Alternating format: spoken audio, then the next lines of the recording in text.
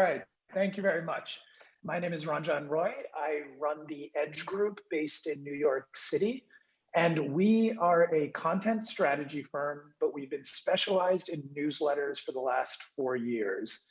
And we started focusing on newsletters kind of early, at least preceding this latest boom that seems to have taken the entire media world by storm. Our primary work is actually mostly either with media clients or corporate marketing clients. And what we try to do, and what I've tried to push my background, I was at the Financial Times, but on the business development and product side, I worked in financial services before that, is we've always wanted to bring a more conversational human tone to the way brands and companies speak to their readers. And I've seen that changing in media itself. The tone with which even the New York Times speaks to their readers and the Wall Street Journal. I've seen that certainly in corporate marketing departments, the way they communicate with their readers instead of a boring 70-page white paper that no one really reads, they start speaking in a more conversational manner. So we try to help companies along this journey. And the real goal of why we do that, and again, the state of journalism right now and over the last 10, 15 years, to me, the thing that has been further and further removed is the connection between the brand and the reader. That distance between them, it's been intermediated by platforms. It's been turned into kind of drive-by anonymous visits on websites. How do media companies once again connect to their readers as people, simple human beings? How do they carry on a conversation with them? And again, early on, newsletters and email to me were this beautiful space where it was just writing a letter to a group of individuals. And the format itself, I do believe, contributed to the way that companies speak in a more conversational way. But there's also, within newsletters, there's the product itself. But then underlying the product, there's a secret I would like to tell you about today that I believe we have discovered. We work with a lot of clients and we tell them about this. And it really, you see the light bulb going off for them. You see direct, tangible results when it comes to subscriptions and reader engagement. It's the idea of using newsletters as a relationship management tool or relationship manager. Of course, with every industry, there's many acronyms: ESP, email service provider; CRM, customer relationship management tool; CMS, content management system. We like to think of newsletters as a way to make the ESP meet the CMS, meet the CRM, which meets the CMS. Too many acronyms, I'm getting a little confused there, but to us, we consider your newsletter data to be a gold mine in a good way. So if you're familiar with the platform Substack, I write with a friend, it's called Margins. If you go to themargins.substack.com, you can sign up. We opine about technology and business and state of the world, but it does pretty well. And I wanted to take this fully kind of anonymized screenshot here, but this, to me, is a beautiful thing. It's a beautiful goldmine data because what it shows is individual people, real email addresses reflecting real individuals engaging with our content in different ways. The first person here opened this post 29 times. They clicked 5 times. They opened it on one device. The 10th person down opened the email 28 times, clicked 41 times, opened in 3 devices. Clearly that person really found value in this email. And over time, you look at every single one of these, each one tells a different story. Each one presents you with an opportunity to engage with your reader and that specific reader in a different way. So everyone who sends a newsletter, I strongly encourage you. MailChimp does it well, Constant Contact, most general email service providers, Substack does it well. Dig into the user level data. Go in there and look at the real people who are engaging with you in different ways and start trying to get an understanding of who they are, how they're engaging with you, because that is what media to me is all about. It's connecting with real people. So this question of, quickly going back here, we see like subscriber one opened this email 29 times. You go down, this person opened it 28 times, 27 times. This question of how does email tracking work? I wanted to, many of you might be familiar, but just to kind of recap, email tracking works. There's a 1-by-1 pixel image that's actually added to the email body template. When an email server loads the email, if images are allowed to be loaded, it pings the server to load that image. That is how MailChimp, Substack, and every other email service provider recognizes that you opened an email. So does this work? One of the first things, whenever I kind of start digging into this with clients, people are always skeptical. They're like, did this person really open the email 50 times? You know, is this reliable? What I can tell you is we have studied this at length. It's not 100% reliable, but it's safely, let's say, 80% reliable, 90% reliable. It might not give you the exact right number, but it will tell you directionally what is happening. It will give you a generally correct number, which is what you want, which is all you need to try to start taking actions. But so this act of email tracking, this is a very important debate. About a year ago, there's a tool called Superhuman, which is this new email client. So most email service providers, they allow you, again, like as you saw in aggregate, you can go through individual users and see how they're opening. Most people in your day-to-day life, you don't do that when you're emailing your parents and friends and loved ones and whoever else. Now, in sales, especially direct sales, tools like Salesforce and other custom CRMs for a long time have had email tracking kind of built in, that if I send an email from the Salesforce platform, it will track whether it's opened, how many times it's opened. This tool called Superhuman was launched. It was just an email client for you and me, anybody else, and it had tracking built in.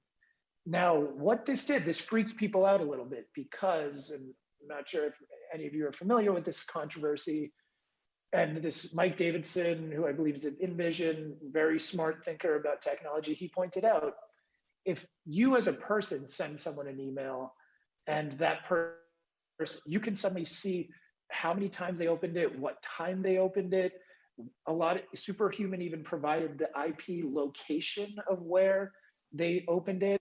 You can instantly quickly see how situations, an ex-boyfriend stalking someone, seeing where someone is, like it could get creepy, and this is a problem.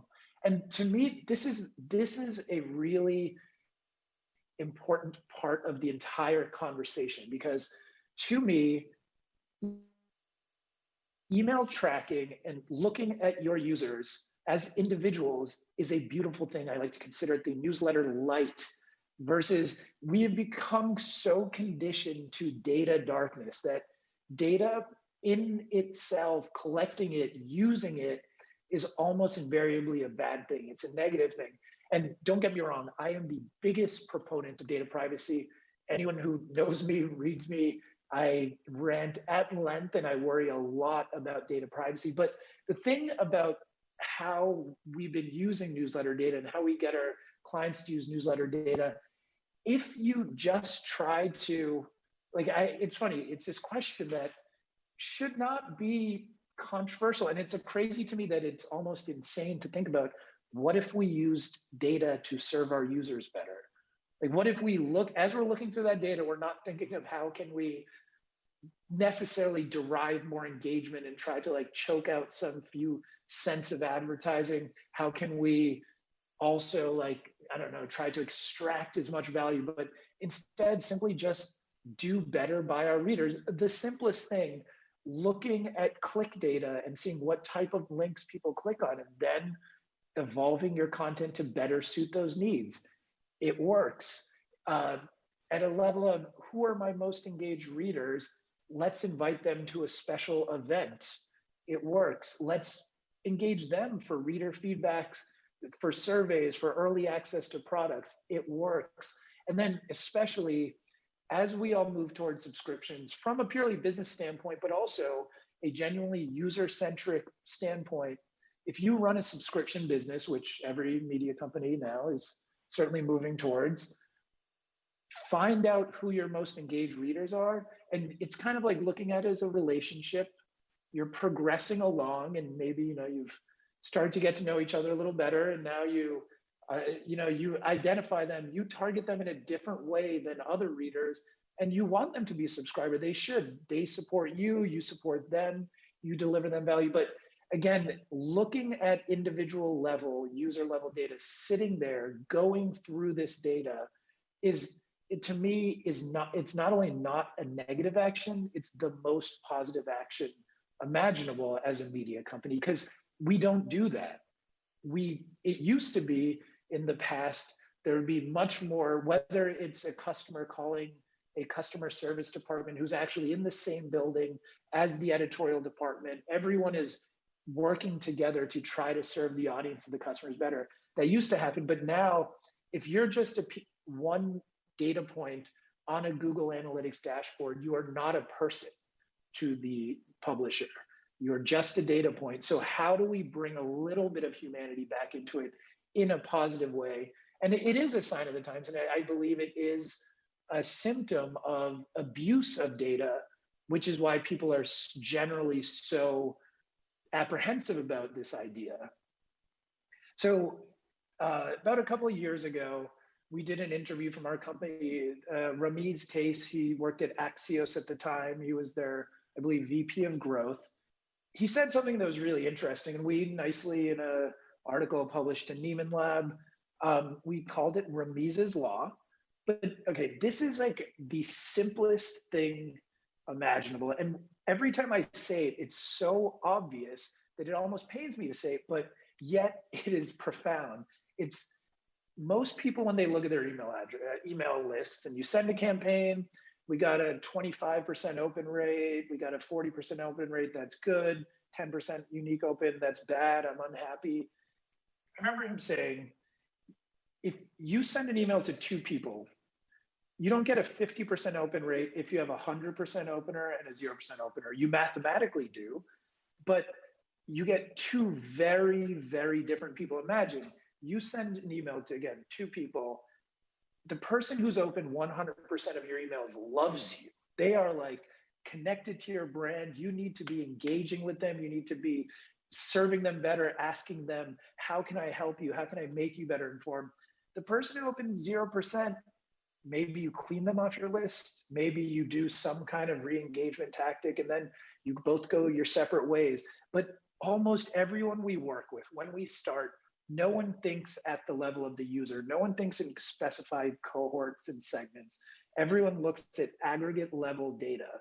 And to me, aggregate level data is the wrong mentality, and it's almost useless because it does not really show you the value of what kind of product you have. And so what's really kind of exciting for me is Review, REVU, getreview.co, great platform in terms of creating newsletters quickly. I was very excited to see, recently launched a new audience insights tool.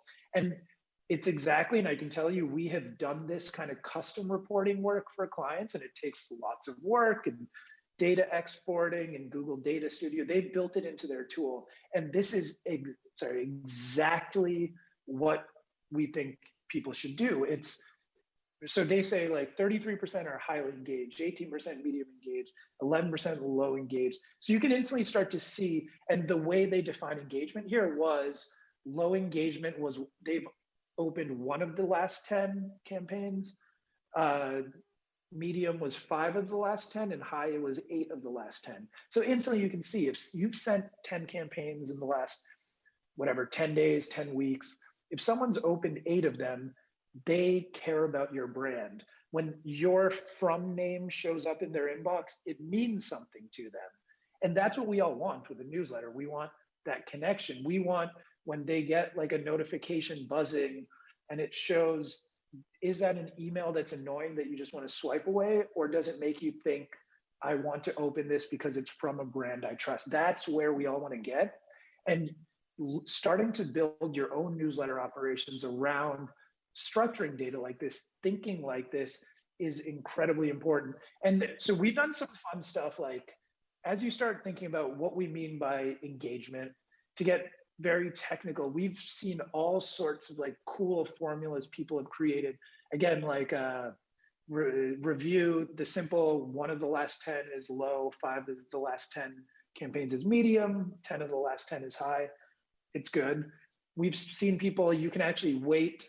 If someone clicks an email, that's a much higher signal of engagement than a simple open of an email. So maybe you build that into how you score. If you, so the repeat opens, when you saw at the very beginning of the presentation, someone opened 29 times. To clarify for everybody, what can happen is if I forward an email to my entire office and everyone opens it, it would show as all registering to me. So I would have opened it 50 times or 100 times, but it actually would be a bunch of people. Now, all we can see on our end in the dashboard is 50 opens. But again, that's a huge signal of engagement. So imagine you do that, especially if someone opens multiple times over a long period of time, that is your best friend, and you should treat them as such, and you should engage them as such. One of the more creative things we saw was actually one of our clients, they measured time between opens. And this was getting really in the weeds, but they're very data intense. But again, if someone opens a newsletter right after it's sent, and then someone opens a newsletter 1 month after it's sent, the person who opened it up 1 month, that means they went back and actually found it. That means that they actually like love you so much that they went looking for you. So again, people are doing really creative things, and I'll be hosting one of the sessions later, and happy to answer any questions and talk through creative ideas and ways you can implement this. So in closing, if you can get anything out of this, all the data and technicalities aside, learn who your super fans are, treat them well, deliver them value. Don't look at your audience as a mass. Look at them as real people. What has been lost in media, to me, is people connecting to their audience as humans and real people. Engage them. Use the data for good. Don't look at data as necessarily this bad thing that has to be fed into an algorithm that's somehow going to kind of deliver you better ads. Use it as real people to improve experiences and products for your audience. And finally, go deeper. Look at your top line metrics, look at your open rates and click rates, but that really tells you maybe 10% of the picture. That just starts to scratch the surface. If you're taking the time to send a newsletter, and one of our favorite rules to close is we believe you should spend as much time after the newsletter was sent as on the creation of that newsletter. And I can tell you that almost never happens, even for us. Like, we have to force ourselves. We schedule in time, that we schedule in meetings where all we do is dig into the performance of the last newsletter sent. Because again, I've worked with so many clients where you can spend hours creating a newsletter, you hit send, you kind of like take a deep breath, close your computer, and then you forget about it. And maybe you get a report, or maybe when you're doing the next campaign, you just quickly scan what the last open rate was, and hopefully it hits some baseline metric. But no, go deeper. Your newsletter data is a gold mine. It is a collection of relationships that you as a media company can use to better engage and deliver value with your audience. That's all. Thank you very much. Okay, thank you, Ranjan.